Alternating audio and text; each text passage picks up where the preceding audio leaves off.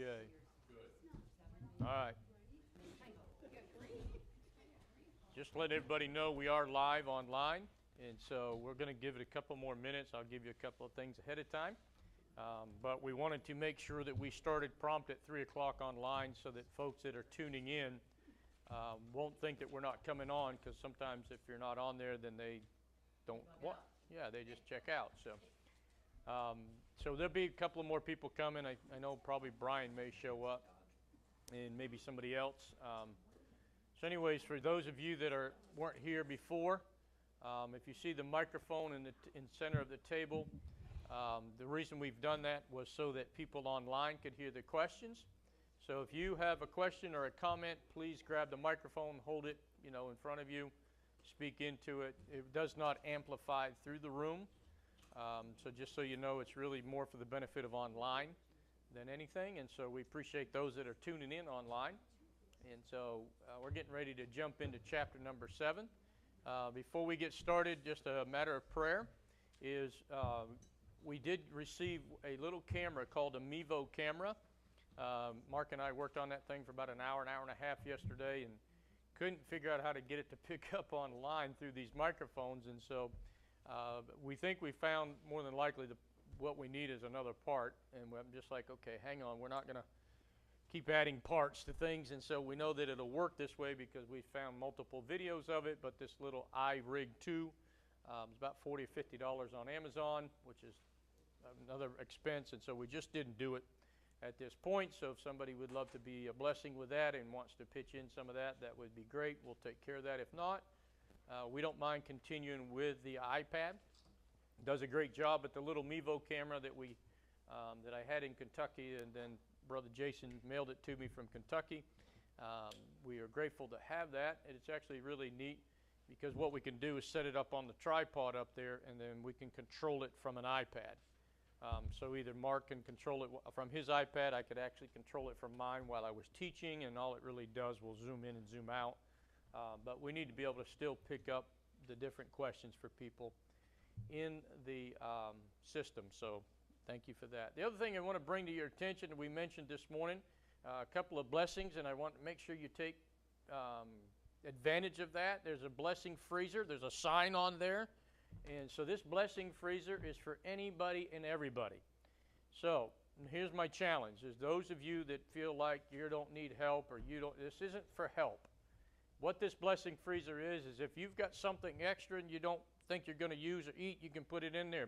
But you have to be able to take something out as well. So it's for anybody and everybody. It will get used for people that need stuff from the food pantry, which is okay. But it's really primarily for us and for anybody that wants to. I don't know if they're still in there, but there was some ice cream sandwiches in there, round things. I think they're mint inside. I'm not sure why nobody took those yet. The other thing I'm really confused why nobody's taken is there's 2 cases. I was going to do this with a straight face, but there's 2 cases of egg rolls. And so, pork egg rolls. Somebody got the chicken ones, which is awesome. We seem to be getting a couple of cases a week of those.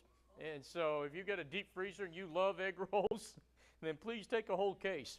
I gave a case to the guy that installed the ice maker, and so he was tickled pink to take those home to his kids. And so, again, please use that. There's some other things in there. If you got something you want to put in there, put it in there.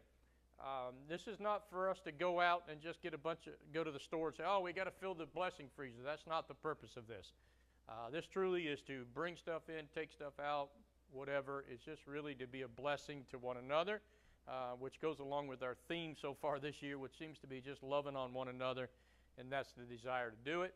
Most of you know by now that the ice machine is in, and so I'm excited about that. I want you to take advantage of that. Take a whole cooler full. Now, I'm going to keep saying this for a long time. Here's the challenge. If we don't keep that ice recirculating, it'll get mildewy, it'll get bad, it'll freeze together, and then we'd have to get Marvin come down from Indiana to empty it out. But you do have to keep it empty. So the other thing we could do is shut it off and let it thaw out. But I really want to just circulate that. So please don't be bashful. Get your drink cups. Take a cooler. I don't care if you're going out this summer and you're going to spend the day somewhere. Bring a big chest cooler. It holds 200 pounds of ice, and it will make another 200 pounds within the next 24 hours. So please take advantage of that. The last two things that I'll mention, because people are watching online, we've been blessed this week with a stove with the double ovens, and so that's pretty exciting. Yeah, and that's right. Well, go ahead, ladies, make more events. So the other thing is Marvin and some crew has actually been able to install the other double oven. That's a Gen Air. That's a really nice oven. We're actually in the process of cleaning them with the self-cleaning thing. We like that, and so ladies, you've got 4 ovens to work with, so quit bugging me about oven. No, just kidding. So you should. Yeah, so you won't have any trouble with your ovens. And then when we do have events, we're going to be putting in some sliding shelves under where the dishwashers were that were 1926 dishwashers, and we took those out, not going back because we got plenty. As a guy would say years ago, he had a belt-driven dishes washer, and so at home, if I don't do the dishes, my wife takes the belt to me, and so that drives me to wash the dishes. So that's it. So we use plastic and paper, so and you don't put pots and pans in the dishwashers. Anyways, there's going to be 2 shelves in there that can pull in and out. There's receptacles behind it, 4 of them, so we can plug crock pots in. So God is just really blessing. He's on the move, and so much more coming, working on the bathroom, and so just a lot of things. And I don't like to do the announcements on Sunday mornings, so this is my opportunity to put out there what's going on. So many other things. Friday we had 10 different people here working, and it was so exciting. If you didn't join us, then you missed out on some great pizza and wings for lunch, and then just great fellowship. So anyways. A lot going on. We're excited about it, excited what God's doing, more to come in the future, and so just keep praying and blessing, and we're so grateful. All right.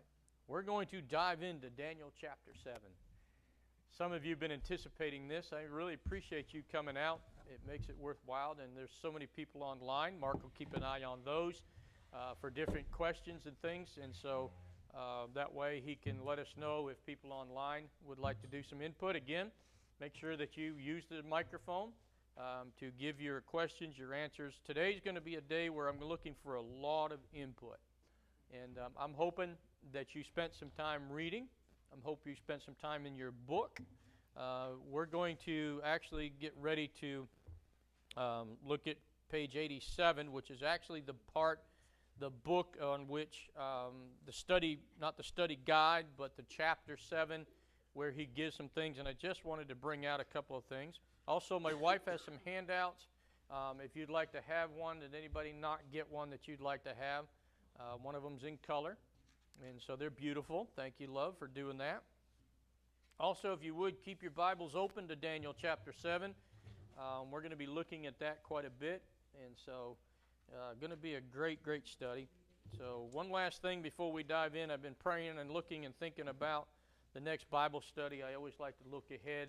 We're not going to set a date, but the Lord told me this afternoon to pray about doing the book of Esther.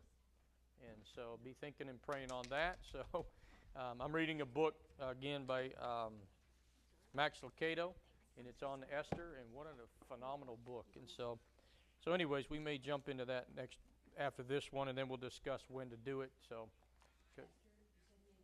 Yes, maybe, yeah. And then we'll talk about the time and everything, because the time will be changing and it won't be dark early anymore. And so I hope everybody's enjoying this study, but is it Sunday afternoons? Is it good or is it tiring? What is your thought? It's very difficult for a lot of people. Is that kind of the general consensus? Some of you are good, some don't care. It makes a little bit. As opposed to not doing it Sunday afternoons. Oh, yeah, maybe a different day or something like that. So again, I always like to throw it out there. You be thinking about it, be praying about it. We're going to take a month off, just so you know. Once we get this done, we'll take a month off from Bible study, and then we'll pick it back up in May. And so we'll be discussing when to do that. And so I don't want to, just let you know, I don't want to interrupt our worship team's practice. I allow them to go to Wednesday nights at 6:30, so they got Wednesday nights at 6:30 unless they decide to do something different. So we'll talk about it. So, all right, Daniel chapter 7. Daniel, let's read with page 87. Without the reality of God's power, the future might terrify us, but it need not. Daniel's opening vision in chapter 7 reveals with an uncanny accuracy the empires to come in the centuries after he would die. According to Daniel, it is not the details of the future, but the character of our big God that gives us confidence to face tomorrow. If you got a pen, you got a highlighter, or whatever you have, and you're in your book, you need to highlight, you need to underline that right there, that sentence. Daniel is not it is not the details of the future, but the character of our big God that gives us confidence to face tomorrow. There's so many times that tomorrow can be scary for a lot of people. The future. I appreciate some of your honesty, and you've already done it publicly, so I can say it again, Annette. And so, Mark, I hear something playing. I don't know if it's coming through your earphones or something. It's kind of feeding. Cell phone. Okay. Anyways, you get out of that one, Annette, because I lost my train of thought. Yes, being afraid of the future, and it's just one thing that, and a lot of us think about that, don't we? The older you get, the more you're just like, future, what's going to happen? And some of you have already been through this phase of retirement. What's next? And how am I going to survive? And how am I going to make it? And what about my kids? What about my grandkids? And what about my health? And we all have these worries, don't we? And so, even I do the same thing. Even though my desire is to pastor till the day I die, that doesn't mean that that's God's will. Now, hopefully it doesn't, kill me before, anytime soon while I'm in the pulpit, but what an awesome way to go. And so, and of course, I've made sure that our medical emergency response team already knows if I'm preaching and I go, you better not bring me back. You better let me be in heaven. So, yeah, because if I'm gone and I'm laying out and y'all bring me back, I'm coming back swinging. And so I'm looking forward to heaven. And so, but at the same time, while we're here on earth, we don't need to fret about the days to come. It doesn't mean that we don't plan. It doesn't mean that we're not prepared, but we don't need to fret over it. And so as we dive into chapter 7, I want you to keep that in mind because it is our big God that gives us confidence how to face tomorrow. There's some folks that are facing some really tough decisions and some tough things that are coming up in their days and lives and medical and just so many different things. And so, we just can't emphasize enough that, just keep your eyes focused on the King. Keep your eyes focused on our big God because He wants to do big things. Okay? I want to read this next paragraph. Many commentators agree that chapter 7 is the most important chapter of the book of Daniel. It is the turning point of the book and has enormous significance prophetically. It is the most frequently quoted chapter in the New Testament. Let's jump into Daniel 7 and see what we can learn about the future and about our big God. And so I want you to keep that in mind that Daniel chapter 7, when we went through our study on the book of Revelation, we didn't go back and forth, but there's a lot in Daniel from Daniel chapter 7 forward that has a lot to tie into Revelation. The reason we didn't do that in our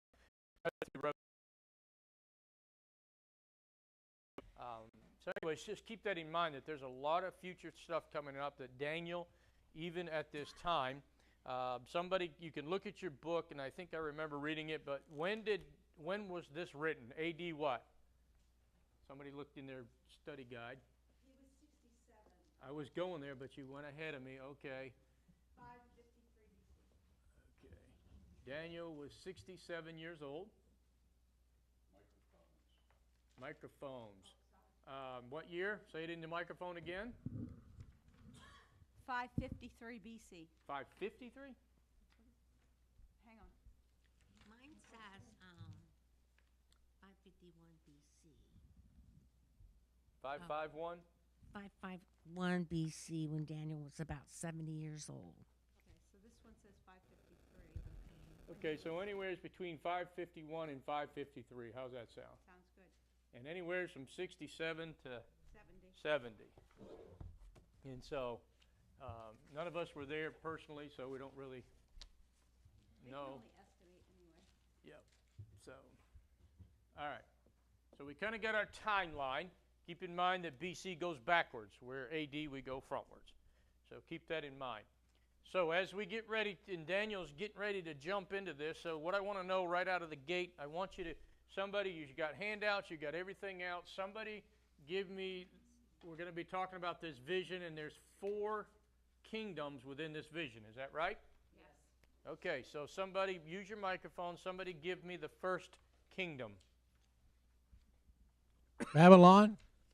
What is it? Babylon? Babylon. Okay. Is it Babylon? Is that how it's spelled? Yes. Okay. Number 2.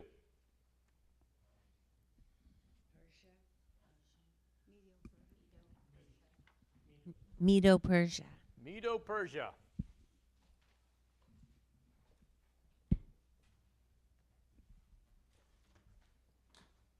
Okay. Number 3. Greece. In the microphone, sir. Greece? Greece. Greece lightning? Oh, excuse me. Rome. Yes. Number 4. Rome. Mark said it, but he must have heard something. Rome. It was Sandy, but she didn't say it. Yeah, but before Sandy said it, Mark, I watched him. He said Rome. So somebody online must have been doing it. All right, so we got the 4 kingdoms, and so now we're going to talk a little bit about the 4 kingdoms in just a second. But here's what I want to know before we do this, and maybe we'll make it to the questions in the study guide. Maybe we won't. Again, I want to get a lot of participation, so get ready to grab that microphone and participate. But before we dive into these 4 different ones and what they are, I want to know from you, after reading chapter 7, studying chapter 7, hopefully, what did you get out of it as far as how you can look at it and engage in our big God? Caught you off guard, didn't I? That he has a predestined future for all of us. Okay, say it again. I'm sorry. He has a predestined future for everyone. Oh, there you go. Okay. What else?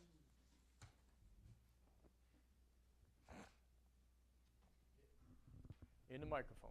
That the devil may have his day, but God wins. Okay. There's no wrong answer. Okay.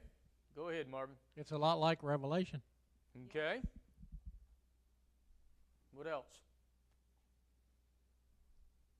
What did you get out of that entire chapter? So after you read it, and if you're going to be honest and say I was confused, then go ahead. That's okay. I was confused. Okay. Say it in the microphone real loud so the whole world can know. I was confused. That's good. That's okay. Yes.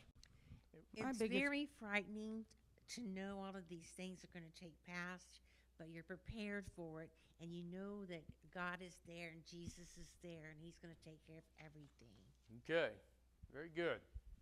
Yes. My confusion was that Daniel is a dream interpreter, but yet he couldn't interpret his own dreams. Ooh. Okay. One thing I got from it that kind of bothered me is the Antichrist is going to be very, very intellectual, very clever. He is. And it's not me, by the way. So.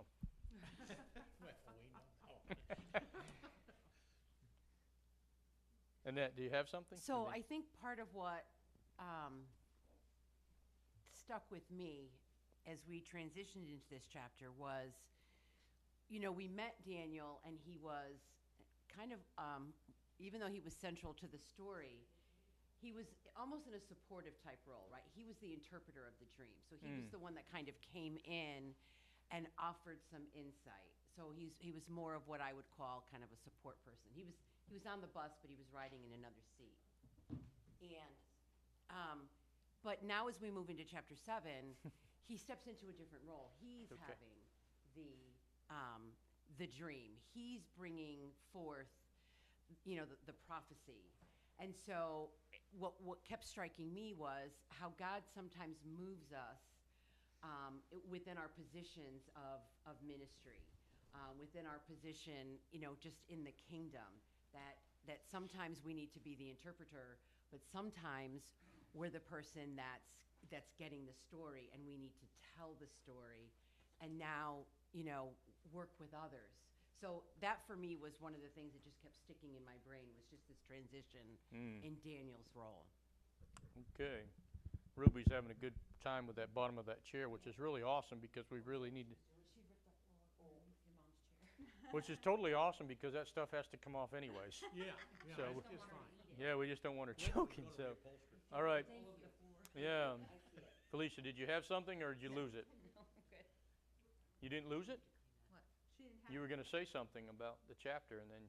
Oh, I lost it. Oh, sweet, because I would have done the same thing. So, who else? Don't worry about cleaning it up. Just don't let her choke on it. That's all. I just figured if get it up, she won't. Go ahead, Sandy. So, this chapter is not as much scary to me as it is I am afraid for my children, the ones who haven't accepted Christ as their Savior. And it makes my heart pour out to them. Very good. Very nice. What else? All right, I got my thing back. Okay, I was watching something. pull it up to you. I was watching something recently on, I don't know, one of the Instagram or something like that. A man was talking about this whole thing with Revelation and the Antichrist. And they were talking about it may not even be human, it could be artificial intelligence that's the Antichrist. Being that everybody's letting the artificial intelligence take over the world. And that's kind of scary if you think about it, because we all let that in. We all let that in. Good. One thing that was encouraging to me is a lot of this is already passed. We're living in the church age. Yes.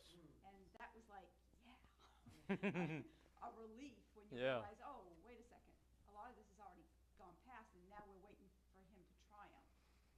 Even though we know we still have a hurdle to overcome, it was just encouraging. So let's talk a little bit about the background again. So let's think about this background, because you have to understand the background of chapter 7 before it happens in order to really grasp a hold of the significance of this vision.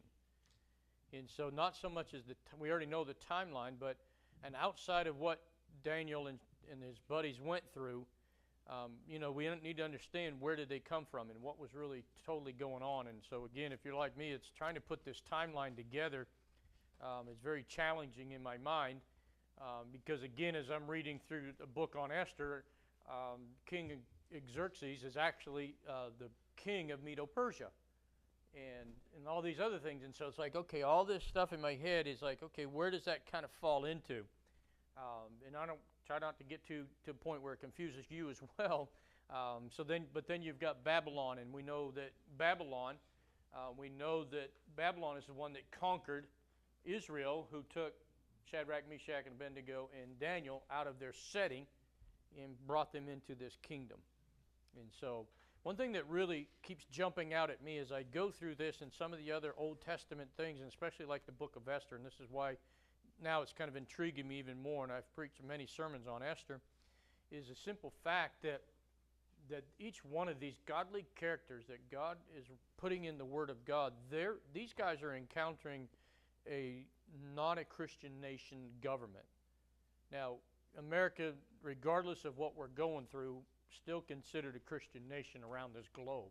There's still more Christians here per capita than there is in any other part of the world. Now, we are losing that ground very quickly, but at the same time, it's still the greatest country, in our opinions, and truly is in the whole entire globe.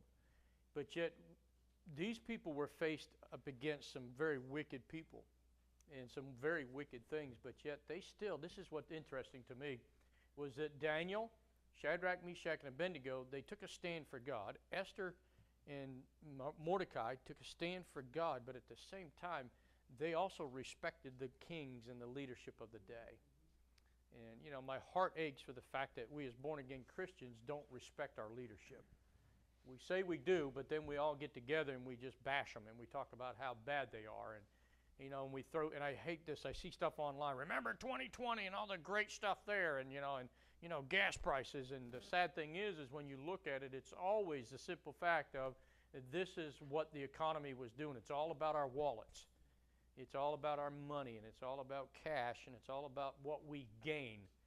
And we don't talk about the fact that, remember, when this country was based on biblical things, and instead of going back so that we can make sure we get the same president in so that we have gas at $2 a gallon, which would be totally awesome, but gas is, the price is what it is. But what about the days where, our kids would, and I remember when I went to school, for a long time, we saluted the flag, and we actually sang America the Beautiful, and we actually opened in prayer. Bible was still allowed in the school right up to the time, I think almost when I went into high school, in public schools, where they started stopping that stuff. And so, those are, to me, are the things that we should be thinking about. But at the same time, I feel like as born-again Christians in the church, if we would get back to worshiping and honoring God and respecting our leadership and obeying our leadership instead of trying to figure out how to get around them, then maybe God would bless us more. And so, anyways, that's just my thoughts. And so, anything else on kind of what we've gone through so far, what the chapter means to you, the timeline, the background, any of that stuff? Anybody got anything else you want to bring out? No, I wanted to ask Dawn what she meant when certain things have already happened. If you could clarify that. So Babylon, Medo-Persia, Greece, and Rome, that time frame has already happened. All of those have already, those were in the past. So saying that we live in the church age, we live between all of that history and when Christ comes back. There's that. Does that make sense? So we're like waiting on the fourth beast, or The fourth has already. with the 10 horns. It has the one We're horn. waiting for the little horn. Little horn. Okay, gotcha. Yep. So, and I'm glad you asked that, because that's transitioning into where we're going next. So I love the fact that she took this picture, comes right out of your book. So if you don't have the picture and you want it, or you want, if it's in the book, you're more than welcome to look at that picture. And that's the timeline, the prophetic overview of Daniel. And so this is very, very helpful. And then, of course, the other one goes right along with it. So again, if we look at your timelines and look up there in BCs to AD, and so we've already, but at the same time, keep in mind that Daniel has not encountered these timelines yet. And so this is really true timelines. This isn't, well, this could be the church age for this and the church age for that's not that. This is actual timeline. So Babylon is where, Daniel's right in the middle of Babylon, took him over, brought them in. So Daniel was right in the middle of that. And then after Daniel's death, actually goes into Medo-Persia, and then Greece, and then Rome. And now let me ask a question, trivia question, and I hope everybody gets this answer right. But who was in rule during Jesus' day? Begins with an R. Rome. Okay, that's why I said it. And so remember the Roman soldiers. That's what I thought too. You said who, so we didn't. Well, okay, I'm sorry. So what? Rome was in charge. Okay, we had the Roman soldier, and so Caesar and all of that. So as Christ walked on the earth, that's where Rome falls into place, okay? Just trying to give you some timelines here. But keep in mind that Daniel right now, as he's getting ready to see these visions, and he's actually going to be having more than one vision and a dream and stuff as we continue on through this chapter. Through this book. Sandy, the church age is when the coming of Christ till he comes again. Okay. That might clear up what we're, because Daniel's dream was actually before all of these took place, well, in the middle of them taking place. He actually dreamed it at the beginning and foretold it. Gotcha. And then it all took up place, and if that helps. Okay. So the other thing to keep in mind is Daniel lived to be probably in his late 80s or 90s, somewhere in there. And so the book of Daniel goes through his life as far as it being about 80 years old. So you'll see that on your handout also, you'll see gap of time, and that's the church age, and that's where we are at this point, is we're in the church age. And so the church age started when? Another trivia question I hope you can get right, everybody. When did the church age begin? Day of Pentecost, okay? So that's when the local church, the church age began. When does it end? When he returns. He takes his church out. And so So that will be the church age. And so it's our job right now in the church age to spread the gospel, build the kingdom, get as many people as we possibly can. All right, so let's look at these different church ages in Babylon. So which beast goes along with Babylon? The lion. Why is it important to know which symbol goes along with these different ages, by the way? It's okay. How many don't know? How many don't have a clue why? Okay, good. So you're going to learn. So the reason that you want to know the lion is because, again, if you go back and you understand the lion and study who he is, you're going to also find that all through the scriptures, when he talks about the lion, he's referring to that age at the same time. Okay? So Babylon is the lion. And what's he say about the lion? Let's look at it.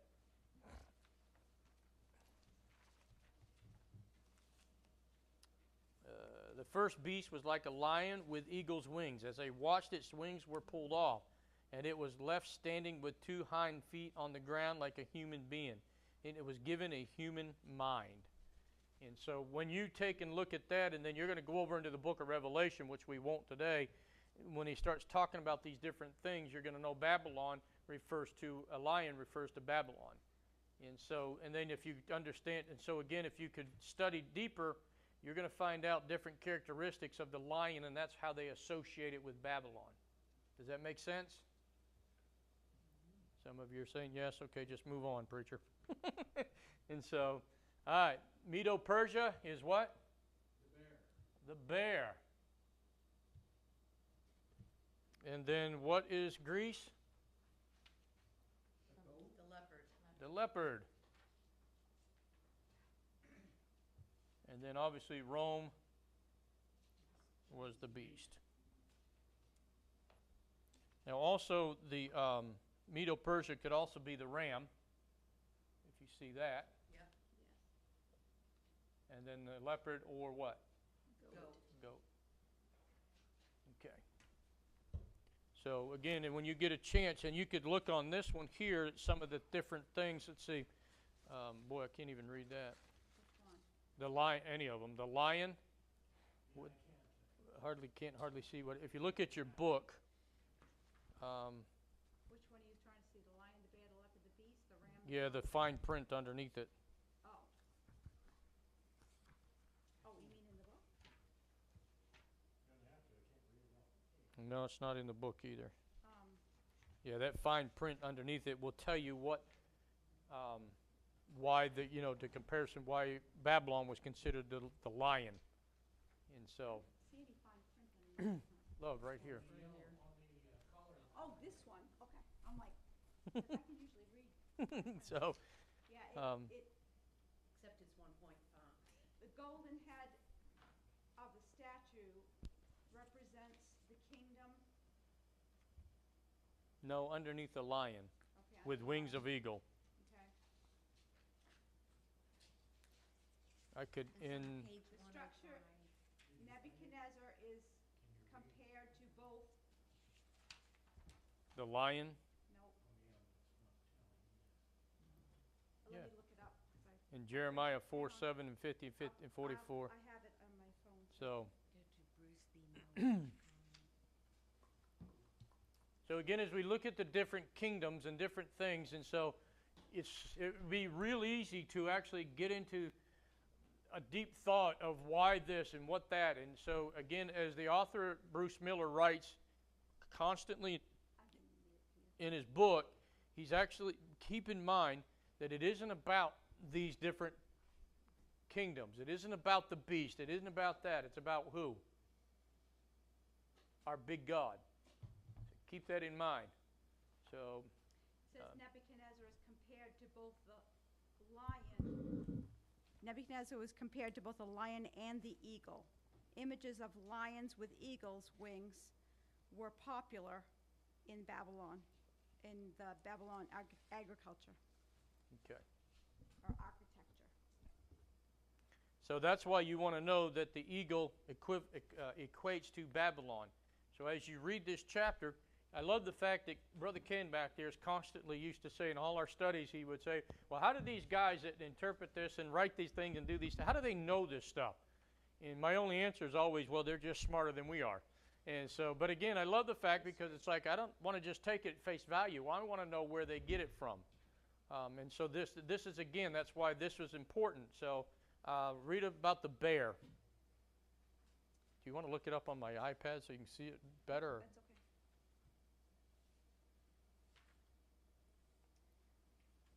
The bear was raised on one side, which may illustrate the dominance of Persia over Media. Those ribs in the mouth of the illustration are three major empires. Three major empires. Persia conquered. The bear is, it's fairly hard to read it.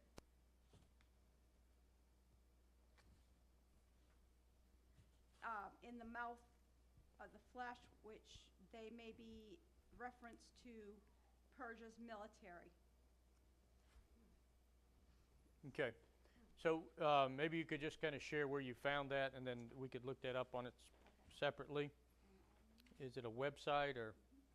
Actually, I searched for images of the statue in the book of Daniel, because the statue is what this all is represented. Each Okay. thing is, so I just looked it up, and it came up. Okay. No problem. So if you want to write that down, you can just Google and look up the statue in the book of Daniel, which is this paper here. And you could probably continue to find out, you know, how they came up, the writers writing these and using these different animals. And so, so let's turn to the thoughts a little bit. The biblical author is usually, I'm on page 247 in your book. I'll give you a second to find that.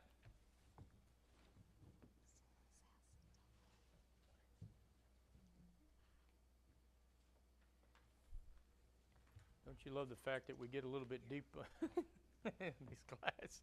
So this week we're going a lot deeper than normal. Normally we're just like, okay, how does this affect you? And now it's just like, oh, man. And so now you understand why it took me 2 months to get ready for this class. And I still don't feel like I'm prepared each and every week. So page 247, our author writes this: the biblical author is usually addressing a question, issue, or problem. At any given moment in our lives, we're facing difficulties, asking questions, and trying to make decisions. Your study will be more transforming if you take time to consider what is at stake in the passage and what is currently at stake in your life to which the passage may speak. And so, I really hope and trust that you're reading through this as we go. Again, just take the chapter we're working on, even if you read it each and every day or Sunday afternoon or whatever. So, again, now let's turn over into the book. And has anybody got any comments or questions so far? I never want to cut somebody off. Mark, how they doing online? Any comments, any questions? Are we good or what? I don't know when this was, but Tracy mentioned Daniel was deeply troubled and he kept the matter to himself. Yeah, it's true. Very good. Okay. Let's look at a couple of these reflections, or not reflections, what's he call them? I'm on page 252. Anyways, record your initial thoughts and reactions to this vision. We talked a little bit about that. What four beasts came out of the sea? We've got that. And so here's the question that I want to talk about. What is unique about the horn? What was the horn? Well, the one horn is the Antichrist. Okay. So, and what verse is that? Oh, jeepers. That's okay. You see, it's under the fourth beast. Yeah, the fourth great